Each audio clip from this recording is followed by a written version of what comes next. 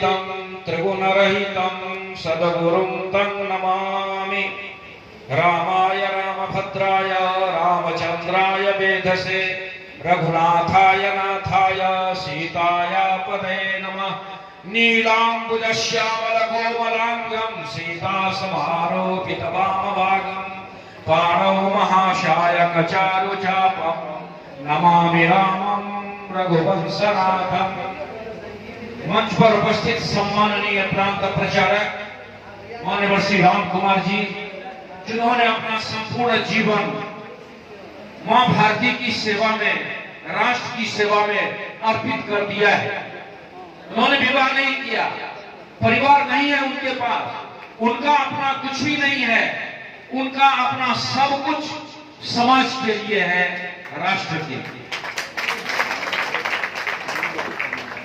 प्रचारक यह परंपरा ही इसी प्रकार का है और इसीलिए विभाग प्रचारक मानवर श्री राजा राम जी भी यहां पर उपस्थित हैं और हमारे जिला संघ चालक जी और हमारे विभाग कार्यवाह जी और समागत सभी लोकतंत्र सेनानी, राम जन्मभूमि मंदिर आंदोलन के पुरोधा और विविध राजनीतिक क्षेत्र में कार्य करने वाले बंधुगण और स्वयंसेवक बंधुगण, कार्यकर्ता बंधुगण,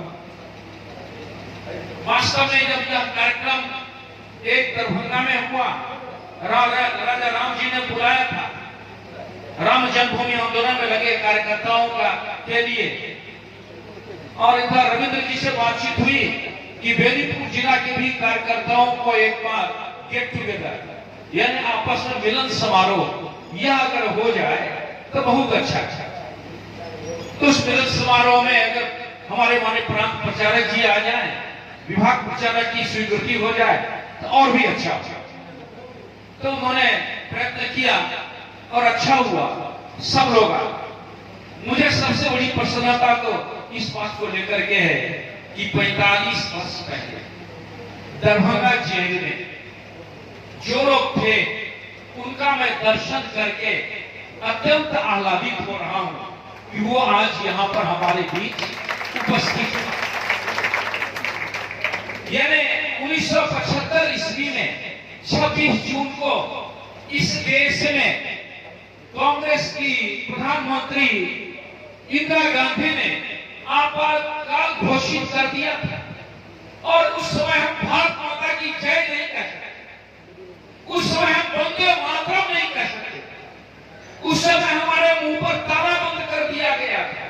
सब लोग सहमे हुए थे, डरे हुए थे, लग रहा था कि आजादी तो मिली लेकिन अब बोलने पर ही प्रतिबंध लग गया है, अब आगे की जिंदगी कैसे चलेगा। लेकिन 26 जून के बाद 4 जुलाई को राष्ट्रीय स्वयंसेवक संघ के ऊपर भी प्रतिबंध लग गया। मैं उसमें भागलपुर में प्रचारक था। जैसे ही प्रतिबंध लगा मुझे सूचना मिली कि आप भागलपुर छोड़ो, दरभंगा आ जाओ। मैं दरभंगा आ गया और दरभंगा विभाग का काम कहा कि आप करो। उस समय संपर्क करना शुरू किया था। माने देव जी प्रांत प्रचारक थे। उस समय जब सत्याग्रह की घोषणा हुई तो 21 भागों में 21 दिनों तक हम लोगों ने सत्याग्रह और उसमें 128 स्वयंसेवक ये जेल गए। यानी और भी लोग जेल गए थे दूसरे पार्टी के, वो तो केवल 30-40 थे। केवल संघ के स्वयंसेवक 128 ये जेल गए थे। और नावानगर यहाँ पर है, नावानगर से भी 19 लोग गए थे और वैसे ही एक अहियारी गांव है, वहां से भी 22 लोग अहियारी गांव से भी गए थे। और हम तो ये देख रहे थे कि जो हमारी शाखा में नियमित स्वयंसेवक नहीं है, केवल वो दक्षिणा में आता है और विभिन्न कार्यक्रमों में आता है। जब संघ के ऊपर प्रतिबंध लगा उसने कहा मैं भी जेल जाऊंगा और वो लोग आगे बढ़ करके कि जेल चलेंगे और जेल जाने को उद्यत। मुझे तो जेल नहीं जाना था, हमारे देव जी ने मना भी किया था, लेकिन हुआ क्या कि जो लोग चाहते थे वो कहते थे आप आएंगे ना, हम कहा चलो मैं जाऊंगा। मैंने उनको कहा कि मैं 128 लोगों को भेजा हूं और मैं क्या करूं, मुझे तो लगता है कि मुझे आत्मा कहती है कि मुझे जाना चाहिए। और जब मैं पोलो ग्राउंड में गया 26 जनवरी को कमिश्नर झंडा फहराने के लिए ऊपर गया और उस समय हम लोगों ने केवल इतना ही किया, भारत माता की जय, और किसी ने कहा वंदे मातरम। वो कई लोग दौड़े, कोई हमारी ओर दौड़ रहे थे, वंदे मातरम कहता था उसकी ओर दौड़ते थे। यानी इस प्रकार एक विचित्र माहौल वहां हो गया और ये चेतना सब जगह फैली। सब जगह फैली मतलब ये हुआ कि जब दिन भर हाजत पर है, इंटेलिजेंस डिपार्टमेंट का एक व्यक्ति आया और कहा सत्याग्रह समाचार कहां से निकलता है। अरे भाई सत्याग्रह समाचार दरभंगा में तो वही निकालते थे, हम ही संपादक थे उस। लेकिन मैं कहता था कि भाई सत्याग्रह समाचार हमारे पास आता है और हम तुरंत करते। अब कहां से आता है, कैसे आता है, ये कैसे? किसी ने कह दिया कि ये ऐसे आता है, वैसे आता है, तो उन्होंने रिवॉल्वर ऐसे ऐसे आदत के बाहर एक आईडी कार्ड में था, वो रिवॉल्वर ऐसे ऐसे कर रहा था और कह रहा था कि आपको बताना पड़ेगा। मैंने कहा कि सुनो, वो बताएगी, वो तो आत्मा है और आत्मा आपके रिवॉल्वर से मरेगा नहीं, और जो नहीं बताएगा वो ये शरीर है, उस शरीर को तुम मारोगे तो मारो, हिम्मत है तो मार दो। वो आत्मा बोलता ही नहीं है, ये मुंह बोलेगा ना, आत्मा तो बोलेगा नहीं ना। वो कहा ठीक है, देखता हूं कैसे नहीं बोलता। वो चला गया। लेकिन उसके बाद तो 2 बजे तक गया, 5 बजे हम लोग फिर आजम से जेल में चले गए। फिर जेल में गए, जेल में तो खैर बहुत अच्छा समय कटा। 108 बार हनुमान चालीसा का पाठ करवाते थे सबसे। ठाकुरदास भंग वहां पर हुआ करते थे। वो रोज संध्या काल में संपूर्ण क्रांति, मैं कहता था राष्ट्रीय स्वयंसेवक संघ यह सम्यक क्रांति का अनुपालन करता है, और यह सम्यक क्रांति प्रत्येक मकर संक्रांति को और प्रत्येक महीने में संक्रांति आती है, वो सम्यक क्रांति है। और बाकी संपूर्ण क्रांति जिसको भी आप कहते हैं वो सम्यक क्रांति ही है। ये कोई जेपी का नहीं, ये तो भारतीय संस्कृति की धरोहर सम्यक क्रांति है। और इस प्रकार अनेक प्रकार की बातें हुआ करती। खैर जो भी हो, हमारे संघ के प्रयास से, और उस समय जनसंघ के कुछ बड़े बड़े नेता थे, उन लोगों के सोशलिस्ट पार्टी के कुछ नेता थे, उन लोगों के प्रयास से जो संपूर्ण देश में एक वातावरण बना, उस वातावरण में इस लोकतंत्र हत्या करने वाली राक्षसी प्रवृत्ति को समाप्त कर, और उसके बाद ये सब लोग अपने अपने कार्य में लग गए, पुनः संघ के कार्य में लग गए। वास्तव में उस समय जितनी गांव में शाखाएं थी, जितने लोग इस कार्य में लगे थे, उनको और तेजी के साथ इस कार्य में लगना चाहिए और अभी भी लगना चाहिए। मैंने कहा कि जहां हम हैं, उम्र हमारी बढ़ गई है, लेकिन हम क्या प्रार्थना के लिए वहां पर 2-4 लोग एकत्रित हो सकते हैं क्या?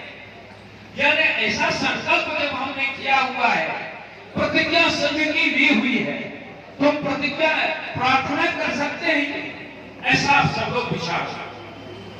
खैर वो तो 45 वर्ष पहले बीत गया। अभी 30 वर्ष पहले राम जन्मभूमि का आंदोलन 1984 में 84 के धर्म संसद से, जिसमें सभी लोगों ने कहा कि भारत को स्वतंत्रता तो मिल गई, लेकिन राम जन्मभूमि, कृष्ण जन्मभूमि और काशी विश्वनाथ जो 100 करोड़ लोगों के आराध्य हैं, उनके मूल स्थान हमको नहीं मिले, और इसीलिए उसके लिए हमको प्रयास करना चाहिए। यह विचार हुआ कि पहले राम जन्मभूमि आंदोलन किया जाए और उसको हस्तगत किया जाए। एक एक करके लेते रहेंगे, एक एक साधे सब साधे सब जाए, एक ही बार साहब सबको लेकर के अगर चलेंगे तो संभवतः हमें क्या मिलेगा नहीं मिलेगा पता नहीं। इसे राम जन्मभूमि को लेकर के चले। और वास्तव में आपने सुना राजनारायण जी ने जो कहा कि माने बड़ा साहब को उसी समय कहा था कि अगर 30 वर्ष तक आपको सतत संघर्ष करने की मानसिकता हो तो राम जन्मभूमि को अपने हाथ में उठाओ। और सभी प्रांत प्रचारकों ने, क्षेत्रीय प्रचारकों ने कहा हम लोग करेंगे। और उसके बाद विश्व हिंदू परिषद एक बैनर था, राष्ट्रीय स्वयंसेवक संघ का कार्यकर्ता था और सब लोगों ने मिलकर के राम जन्मभूमि आंदोलन को आगे की ओर बढ़ाया। वास्तव में 712 ईस्वी में जब भारत पर आक्रमण हुआ पहला, उसके बाद से लेकर के यद्यपि बीच में हिंदू पातशाही की स्थापना छत्रपति शिवाजी महाराज ने अवश्य की, शौच महाराणा प्रताप ने भी अवश्य दिखलाया, लेकिन संपूर्ण देश में एक साथ इतना बड़ा आंदोलन और उस आंदोलन की परिणति यानी हिंदुओं का विजय इस राम जन्मभूमि को लेकर के, ये जब एक स्वयंसेवक प्रधानमंत्री बना तो वह भी साबित हो गया, सिद्ध हो गया और आगे राम जन्मभूमि बन करके रहेगा और उसका बनने का कार्य भी प्रारंभ हो गया। बंधुओं, माननीय सुदर्शन जी बराबर कहा करते थे कि महर्षि अरविंद ने कहा था कि रामकृष्ण परमहंस के 173वां वर्ष जब हो जाएगा तो यह देश में परिवर्तन शुरू हो जाएगा और विश्व गुरु की ओर बढ़ जाएगा। 2012 ये परिवर्तन का काल प्रारंभ हुआ इस देश में और प्रारंभ होने के बाद आपने देखा किस प्रकार की स्थिति रही।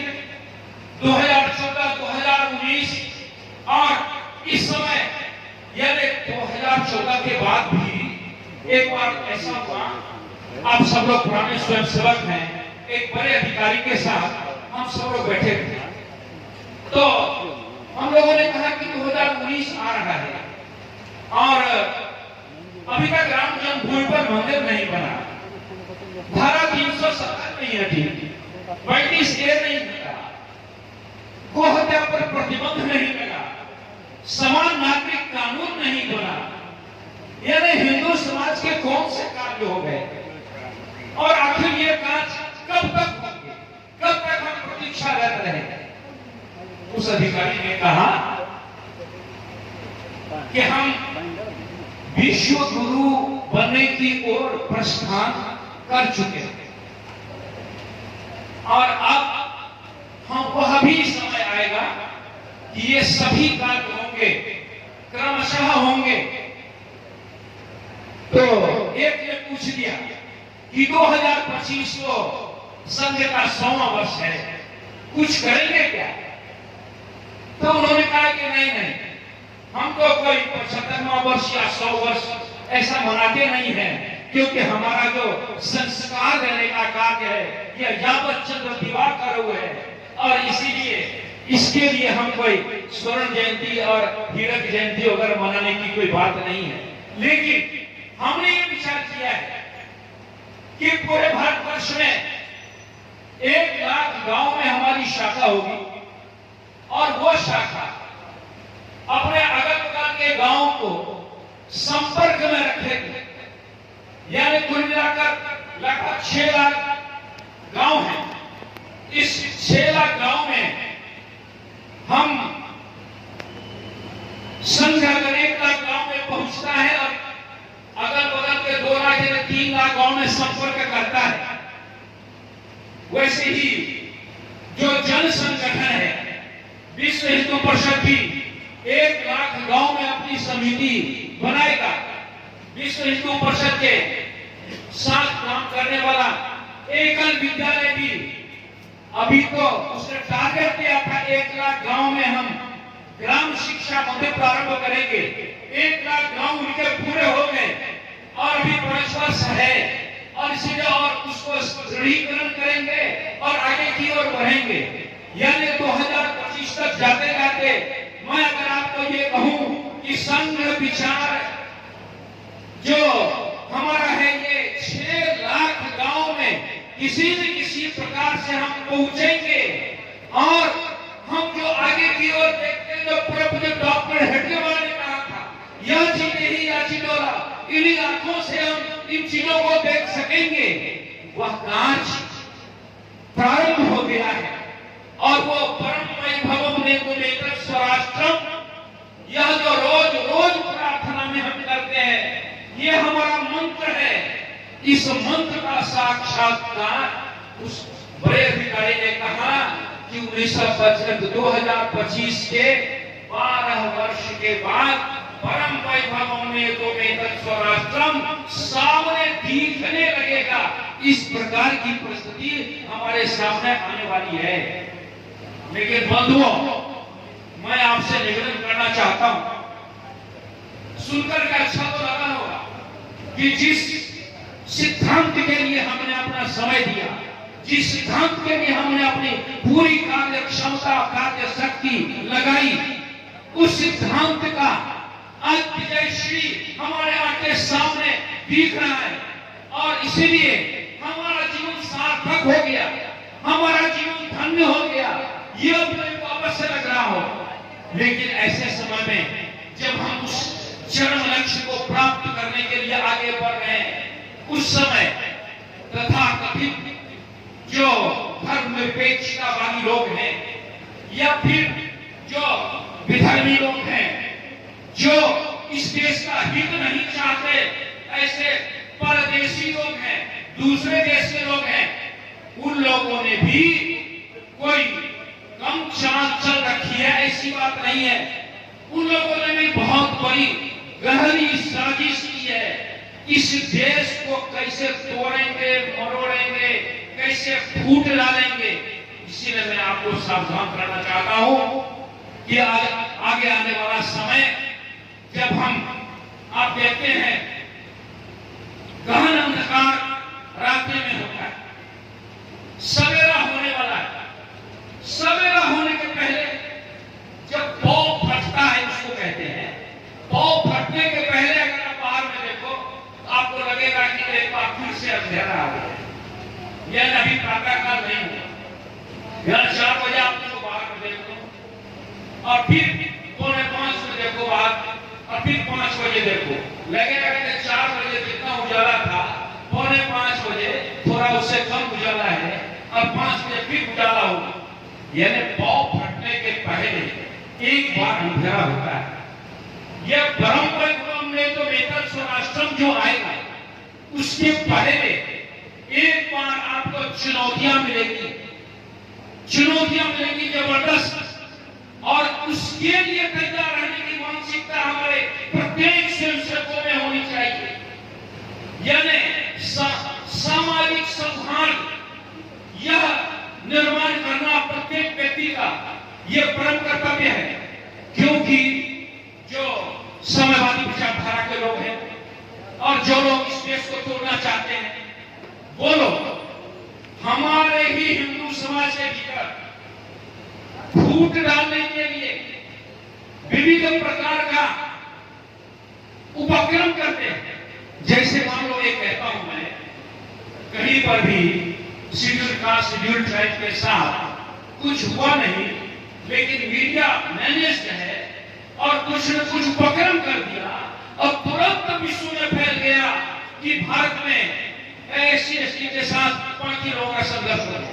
ये स्थिति आने वाली है और इसीलिए मैं आपको पहले से ही सचेत करता हूं कि हमारा एससी और एसटी हमारा उसी प्रकार भाई बंधु है जिसका राम ने निषाद राज को गले लगाया था। भगवान राम ने उस भीमनी सबरी के जूठे पैर खाया। राम ने उस जटायु गीते का पिताजी के समान श्राद्ध तर्पण किया। ये राम ने क्या था? राम के भक्त है। जब राम के भक्त है तो क्या हमारा ये दायित्व नहीं है कि हम भी निषाद राज को गले लगाए, हम भी एससी एसटी को गले लगाए? वो हिंदू समाज का हमारा अभिन्न बंधु है। वो काली दुर्गा राम कृष्ण को मानता है, वो भारत को अपनी मां मानता है, वो गंगा को अपनी मां मानता है, वो सूर्य को प्रणाम करता है। हिंदवा सोदरा सर्वे, वो हमारा भाई है। इस प्रकार की बात हमारे मन में क्यों नहीं आई?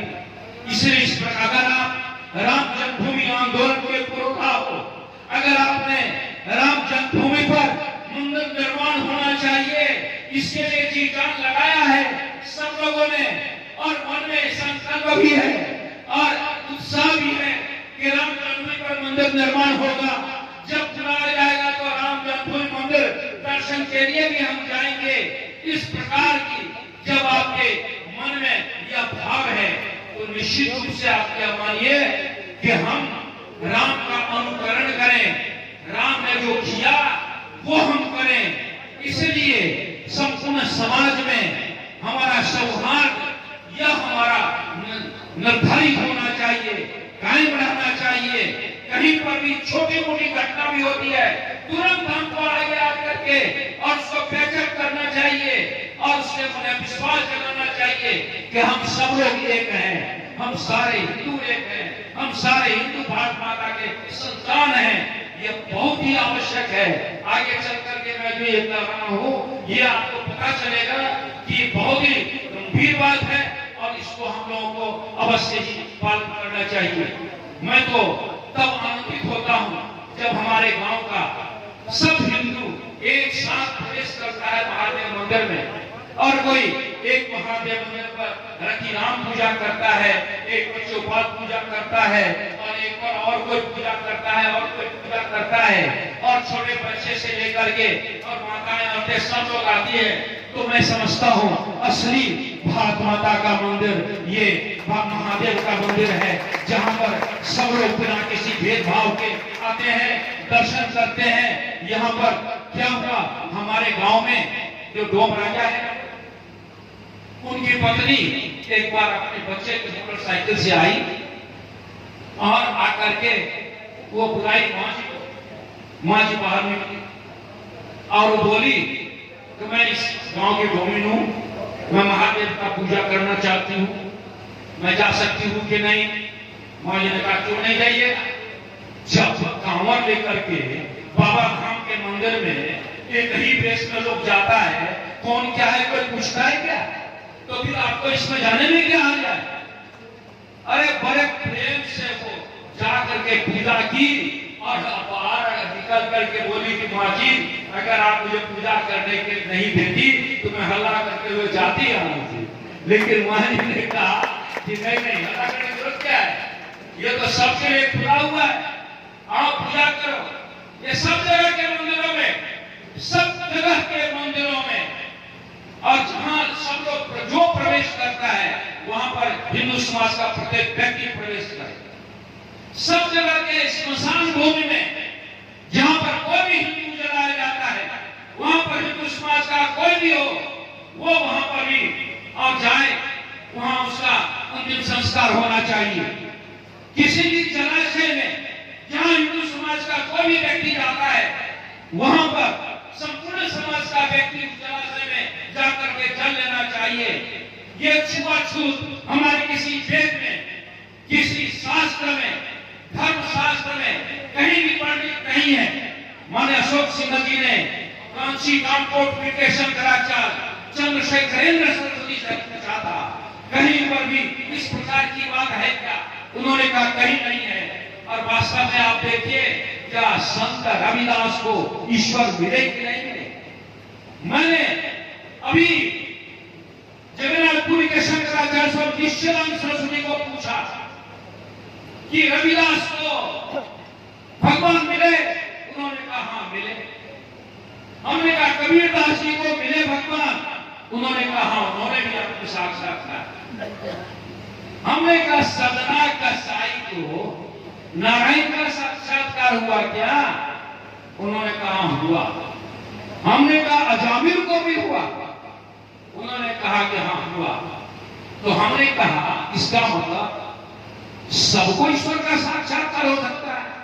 उन्होंने कहा हाँ, ईश्वर के साक्षात्कार के लिए कोई ब्राह्मण होना आवश्यक नहीं है। जो भी मनुष्य के रूप में आया है, जीव के रूप में आया है, सबको ईश्वर का साक्षात्कार हो सकता है। फिर किस प्रकार का भेदभाव? इस प्रकार अपने मन में सोच करके आलिंगन करी, जैसे राम ने निषाद राज को आलिंगन किया था और बानर को आलिंगन किया था, राज को आलिंगन किया था और सुग्रीव को आलिंगन करके और वो किष्किंधा का राज्य दिया था। इस प्रकार हम सबके साथ मिले, सबको लेकर के चले। यह आज की सबसे राम जी की अगर हमारे मन में भक्ति है तो ये सबसे बड़ी आवश्यकता है। और मैं कहता हूं कि मैं अपने वाणी को विराम करूं, उसके पहले मैं कुछ नेताओं को भी देख रहा हूं, इसीलिए दो शब्द उनके लिए भी मैं कहना चाहता हूं। अभी वो मौसम आया है नेताओं का, क्योंकि वो क्या है, चुनाव है, और चुनाव में वास्तव में कई कैंडिडेट्स होते हैं जिनको लगता है कि हमें टिकट मिलना चाहिए। मान लो एक क्षेत्र से 5-5, 10-10 लोग होते हैं और उनको लगता है कि हमको टिकट मिलना चाहिए। ठीक है, उचित भी है। अगर कोई पार्टी है और उसमें 10 कैंडिडेट है, जिसके अनुसार 10 लोग योग्य व्यक्ति है, कोई हर्जा नहीं। लेकिन टिकट तो आकर किसी एक ही को मिलेगा। अगर एक ही को मिलेगा तो फिर किसी को विरोध नहीं करना चाहिए। हिंदू शक्ति डिवाइड नहीं होना चाहिए, किसी भी हालत में हिंदू शक्ति का बंटवारा नहीं होना चाहिए। ये संकल्प करो, हिंदू शक्ति का बंटवारा नहीं होना। और इसीलिए जिस किसी को भी पार्टी समझती है उचित और उसको टिकट देती है, उसके लिए सब लोगों को मिलकर के काम करना चाहिए। आप उस व्यक्ति के लिए काम करते हो क्या? आप अगर भारतीय जनता पार्टी में हो तो आप किसी व्यक्ति के लिए काम करते हो क्या? आप सिद्धांत के लिए काम करते हो। भारतीय जनता पार्टी का जो सिद्धांत है उस सिद्धांत के लिए काम करते। भारतीय जनता पार्टी का सिद्धांत ये किसने बनाया? संघ के स्वयंसेवक ने बनाया।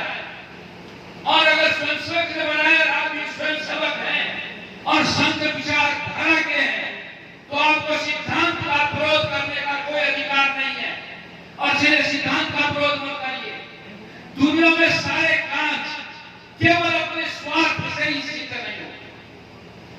दुनिया के सारे काज परमार्थ से सिद्ध होते। एक बार उस समय इलेक्ट्रिक बिजली ये निकलता था और उसने उस समय देश के सभी महापुरुषों को कहा, राष्ट्र के नाम छोटा से छोटा संदेश दीजिए।